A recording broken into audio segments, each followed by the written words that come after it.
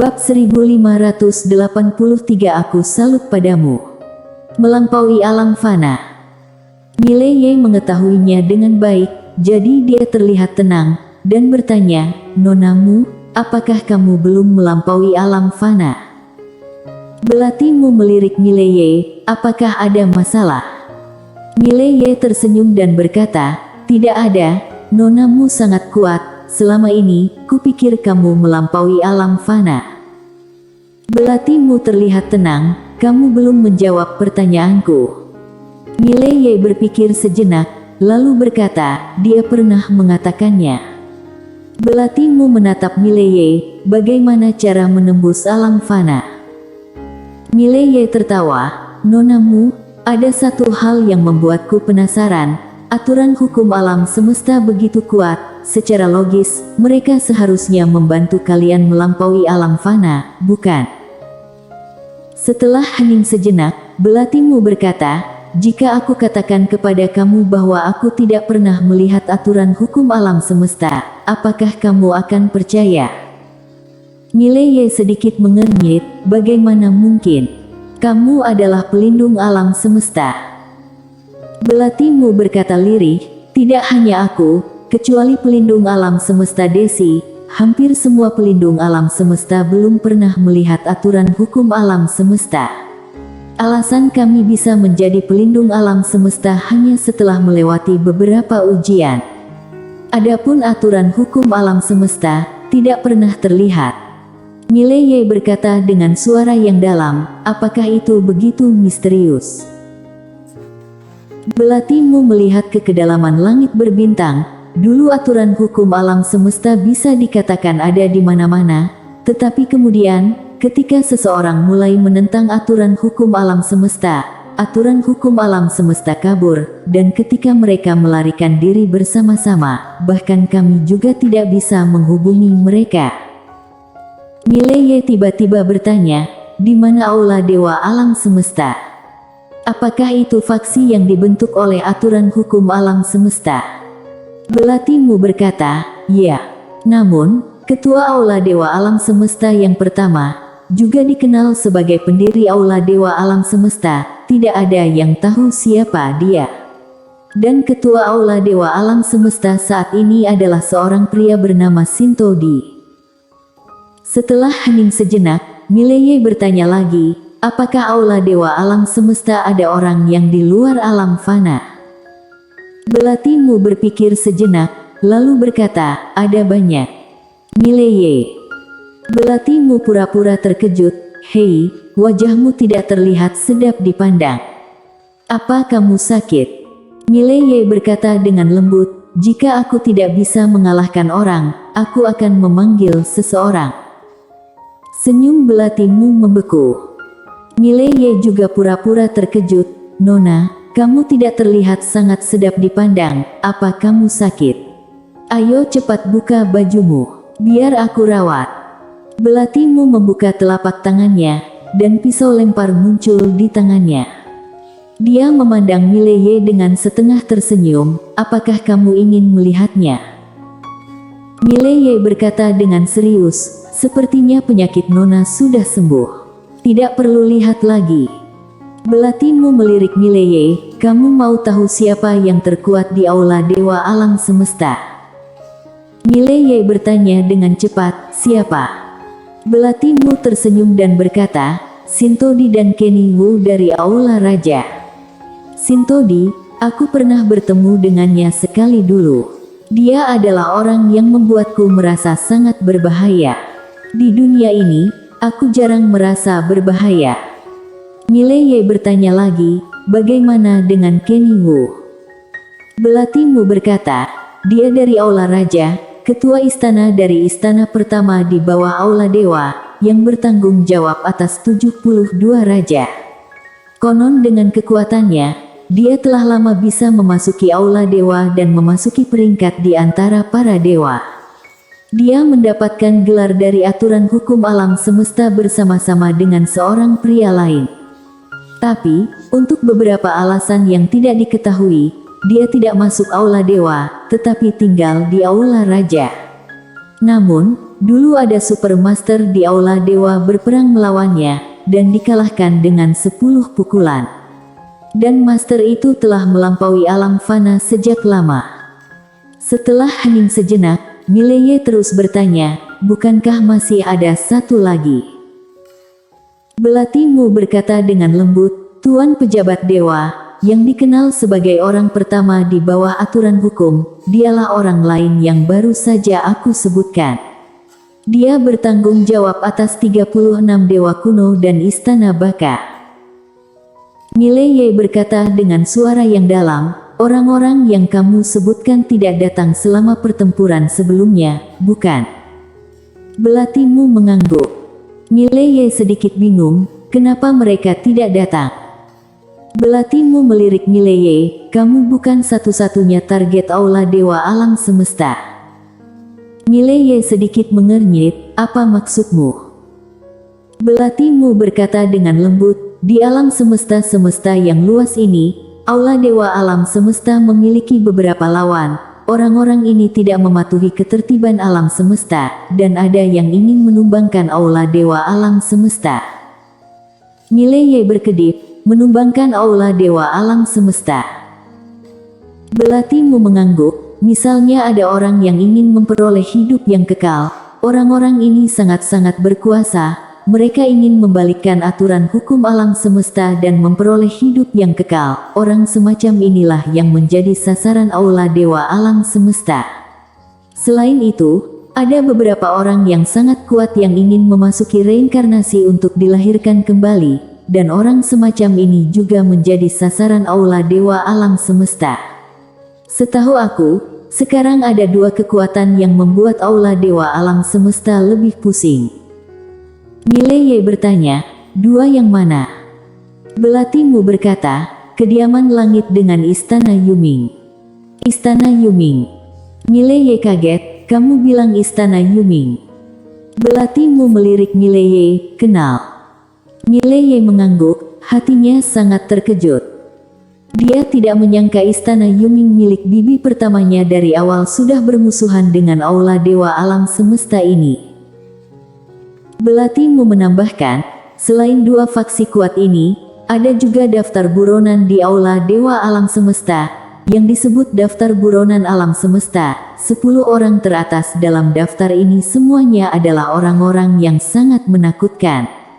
Setahu aku, 3 orang teratas di daftar buronan semuanya adalah master yang sangat menakutkan, jenis karakter yang dapat membuat sakit kepala Aula Dewa Alam Semesta. Mileye berkedip, benarkah? Belati Mu mengangguk, Aula Dewa Alam Semesta tidak memperhatikanmu sebelumnya, itu karena mereka memiliki orang yang lebih kuat untuk dihadapi. Tapi sekarang, Aula Dewa pasti akan memperhatikanmu.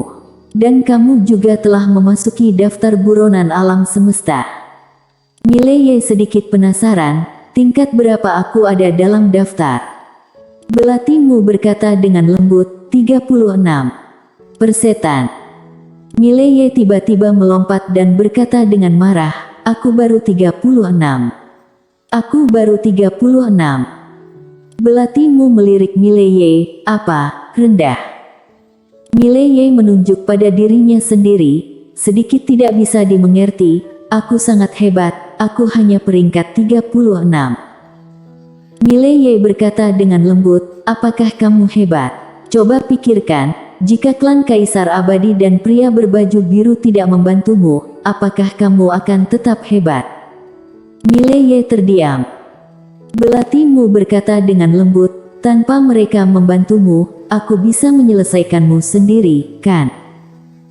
Mileye berpikir sejenak, lalu berkata, bagaimana kalau kita mengubah topik pembicaraan? Belati Mu. Mileye menggelengkan kepalanya dan tersenyum. Sebenarnya dia juga tahu bahwa dia tidak cukup kuat, tapi dia benar-benar sedih. Dia baru saja sampai di alam fana, dia pikir dia bisa menampilkan pertunjukan yang bagus. Tapi tidak menyangka, banyak alam fana datang langsung menghajarnya, dan sekarang malah di atas alam fana muncul. Dia tidak mau memanggil orang, dia ingin mengandalkan dirinya sendiri. lalu dia akan membunuh aula dewa alam semesta satu persatu dengan satu pedang, sampai mereka berteriak, "Aku mohon mati." Tetapi kekuatannya tidak memungkinkan. Kali ini, belatimu berkata lagi, "Tapi sekarang kamu harus hati-hati. Karena aula dewa alam semesta sudah mulai memperhatikanmu. Kalau tebakanku benar, seharusnya orang-orang mereka sudah mendatangimu." Mileye. Belatimu tiba-tiba berkata lagi, "Kamu banyak bertanya padaku, sekarang aku yang akan bertanya padamu." Mileye mengangguk, "Tanyakan." Belatimu menatap Mileye, "Siapa pria berbaju biru?" Mileye berkata, "Ayahku." Belatimu berkedip, "Ayahmu." Mileye mengangguk. Setelah hening sejenak, belatimu bertanya lagi, "Bagaimana wanita bergaun polos itu?" Mileye berkata, "Adikku." Mata belatimu melebar, "Kamu yakin?" Mileye mengangguk, "Namun, dia tidak ada hubungannya dengan pria berbaju biru. Dia adalah adikku di kehidupan sebelumnya, kan?" Belatimu terdiam lama. "Jadi, pria berbaju biru adalah ayahmu, wanita bergaun polos adalah adikmu, dan kultivator pedang berjubah putih itu adalah kakakmu." Mileye mengangguk. Belatimu mengacungkan jempol pada Mileye, "Aku hanya salut padamu." Mileye. Belatimu menghela nafas pelan, merasa tidak berdaya di hatinya. Menghadapi generasi kedua yang kuat ini, bagaimana aula dewa alam semesta bertarung? Dia tidak pernah menghadapi wanita bergaun polos, jadi dia tidak tahu kekuatannya yang sebenarnya. Tapi apakah mungkin orang yang berani mencari aturan hukum alam semesta di seluruh alam semesta lemah? Dia pernah melihat kultivator pedang berjubah putih dan pria berbaju biru sebelumnya, dan dia juga pernah bertarung melawan mereka. Memikirkan dua orang ini, dia putus asa. Belatimu menghela nafas lagi, dia menoleh dan melirik Mileye, "Apakah aula dewa alam semesta benar-benar akan bertarung mati-matian dengan generasi kedua yang kuat ini?" Saat ini, dia sedikit khawatir tentang aula dewa alam semesta. Setelah sekian lama, belatimu bertanya lagi, "Apakah mereka mengajarimu cara mencapai di atas alam fana?" Mileye menggelengkan kepalanya, "Tidak." Belatimu mengangguk dan tidak berbicara lagi. Mileye melirik belatimu, "Nonamu, kali ini kamu datang kepadaku, bukan untuk membunuhku, kan?" Belatimu berkata dengan lembut, "Itu tergantung situasinya." Mileye. Saat keduanya berbicara, mereka telah tiba di kota Changtian sebelum mereka menyadarinya. Kota Changtian lebih besar dan lebih makmur dari kota Tiandu. Ada orang yang datang dan pergi di depan gerbang kota. Tentu saja, mereka semua adalah iblis. Dan ketika Mileye dan yang lainnya datang ke gerbang kota, iblis yang tak terhitung jumlahnya melihat mereka satu demi satu. Para iblis ini memandang Mileye bertiga dengan permusuhan yang tak terselubung di mata mereka.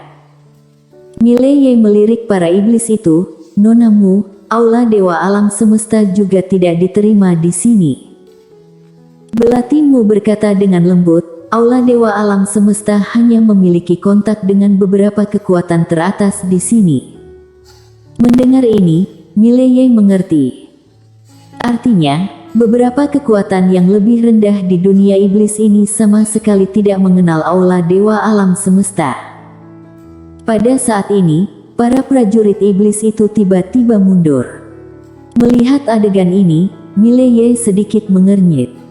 Orang-orang ini ternyata tidak menyerang mereka. Ini aneh. Segera, Mileye dan kelompoknya memasuki kota, dan setelah memasuki kota, gerbang kota di belakang mereka tiba-tiba tertutup. Melihat adegan ini, Mileye menggelengkan kepalanya. Rasisme di dunia iblis ini telah mencapai sedemikian rupa, sepenuhnya tidak peduli sekuat apapun mereka berdua, iblis akan melawan mereka dengan mati-matian. Pada saat ini, Prajurit yang tak terhitung jumlahnya tiba-tiba muncul di sekitar tembok kota. Pada saat yang sama, di depan beberapa orang, ribuan prajurit iblis datang dalam formasi. Prajurit iblis ini tampak seperti elit, dan semuanya memancarkan kekuatan energi pembunuhan. Selain itu, pemanah yang tak terhitung jumlahnya tiba-tiba muncul di rumah-rumah di sekitarnya. Mereka dikepung. Mileye menatap belatimu, manusia diintimidasi seperti ini di sini, kalian aula dewa alam semesta tidak peduli. Belatimu berkata dengan lembut, bagaimana urus? Apakah kami harus menghancurkan iblis di wilayah iblis? Mileye sedikit mengernyit, bukankah kalian menjaga ketertiban alam semesta? Belatimu melirik Mileye, iblis tidak melawan ketertiban alam semesta. Apalagi jika kami membantu manusia di sini untuk melawan iblis, ketika iblis semakin lemah, bukankah manusia malah akan memperbudak iblis? Kamu memiliki belas kasihan pada manusia, tapi apakah kamu tahu betapa kejamnya manusia terhadap ras lain? Mileye hendak berbicara, ketika langit tiba-tiba terbelah, dan saat berikutnya, seorang lelaki tua iblis keluar. Master Alam Senwei. Iblis tua itu menatap Mileye dan yang lainnya di bawah, dan setelah beberapa saat, dia melambaikan tangan kanannya, para prajurit di tangannya surut seperti air pasang. Jelas, dia merasakan kekuatan dari Mileye berdua.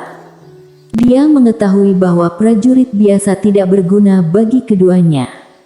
Iblis tua menatap Mileye, siapa kamu?